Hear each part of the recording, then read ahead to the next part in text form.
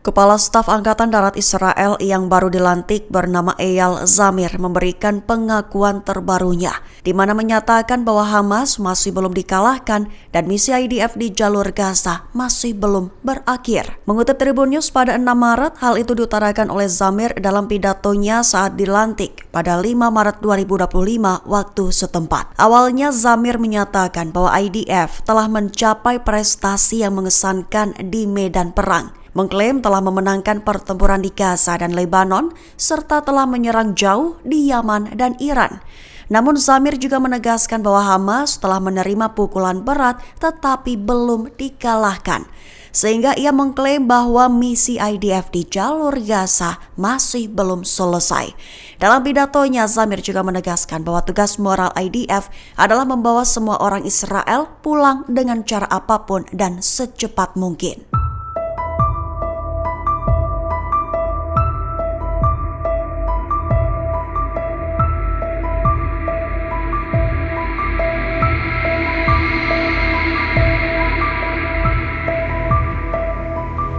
Hamas telah meluncurkan 1.000 roket ke zona militer IDF di Kfar Aza, Israel. Bahkan hasil penyelidikan menyimpulkan bahwa IDF gagal lantaran tak siap menghadapi serangan mendadak tersebut. Mengutip Tribun News pada 6 Maret, hal itu adalah hasil penyelidikan Israel terhadap serangan Hamas pada 7 Oktober 2023 silam.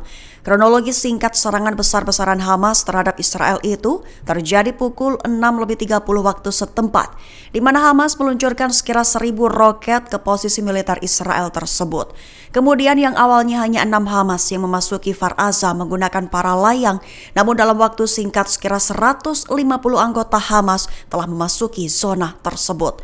Sementara itu Brigade Golani dari IDF baru tiba pada pukul 8.33, tetapi situasi tidak sepenuhnya terkendali hingga keesokan harinya. Penyelidikan menyimpulkan IDF gagal dalam melindungi penduduk Kfar Aza dan serangan udara yang dilakukan tidak mampu mengubah jalannya pertempuran. Kegagalan itu menunjukkan adanya kekurangan dalam kesiapan militer Israel dalam menghadapi serangan mendadak dari Hamas.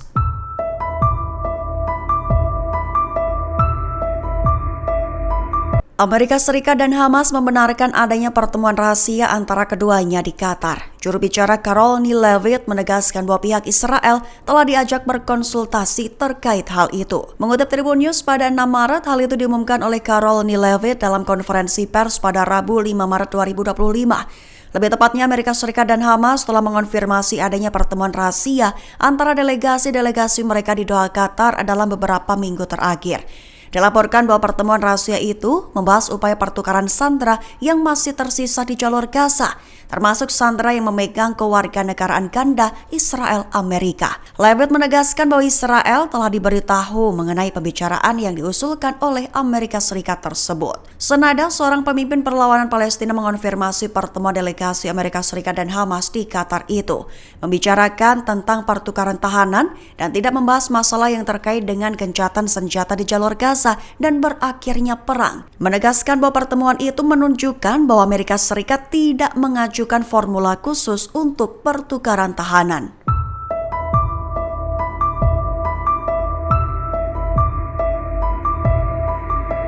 Presiden Amerika Serikat Donald Trump melontarkan ultimatum terakhirnya, meminta Hamas segera mengembalikan semua sandera yang dibawanya, juga menyinggung soal kata sakit. Mengutip Tribun News pada 6 Maret, hal itu diumumkan oleh Trump dalam postingannya di X pada 6 Maret 2025. Lebih tepatnya, Trump meminta agar Hamas segera dan secepatnya mengembalikan semua sandera, bahkan yang telah menjadi jasad.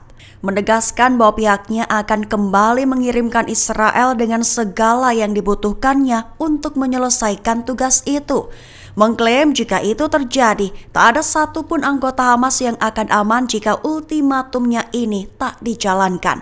Menekankan bahwa ini adalah peringatan terakhir darinya. Trump menyebut Hamas adalah orang sakit, seraya digambarkan olehnya sebagai seseorang yang memiliki gangguan mental. Di akhir ultimatumnya, Trump menggarisbawahi agar Hamas mengambil keputusan yang cerdas, lantaran jika tidak, Trump mengultimatum akan terjadi neraka yang harus dibayar Hamas segera.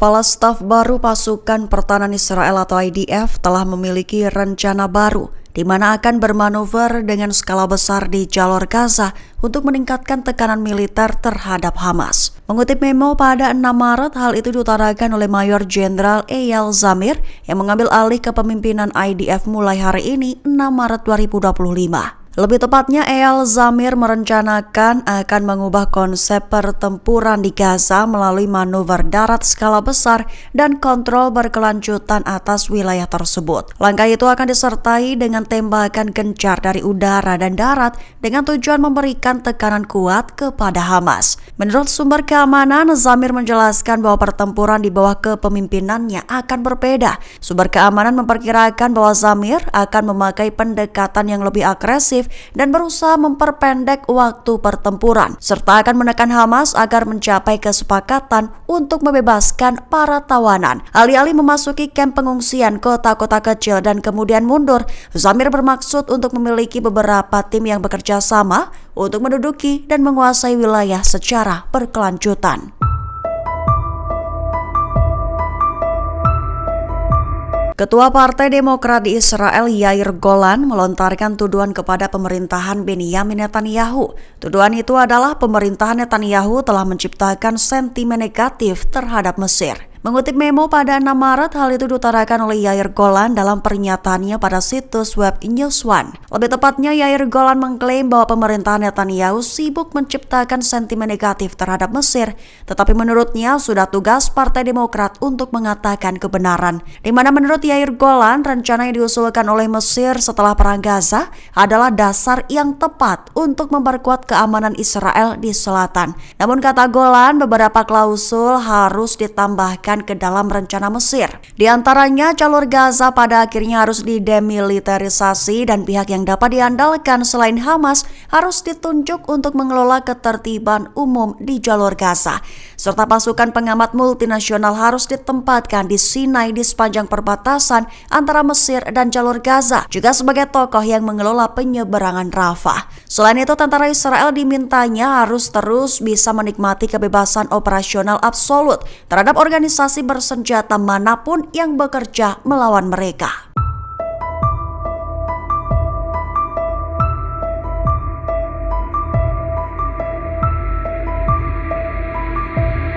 Negara-negara Arab terima usulan Mesir. Sebanyak 100 negara mulai beraksi dan akan hadiri konferensi tentang pembangunan kembali jalur Gaza. Mengutip Tribun News pada 6 Maret, hal itu diumumkan oleh Menteri Luar Negeri Mesir Badr Abdel Ati pada Rabu 5 Maret 2025. Adapun konferensi ini adalah konferensi tingkat kementerian dan akan digelar melalui kerjasama dengan Perserikatan Bangsa-Bangsa. Abdel Ati menjelaskan bahwa ada sebanyak 100 negara akan ikut serta dalam konferensi tersebut.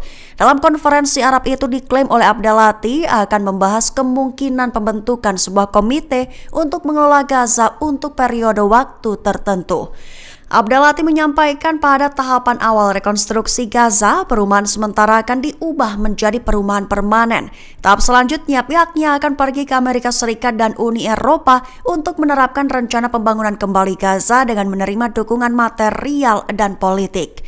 Diklaimnya bahwa rencana pembangunan kembali Gaza termasuk mengatasi semua tantangan, termasuk menyingkirkan puing-puing, bom, dan rudal. Ditekankan oleh Abdel Ati bahwa negara-negara Arab telah menerima rencana Mesir untuk membangun kembali Gaza.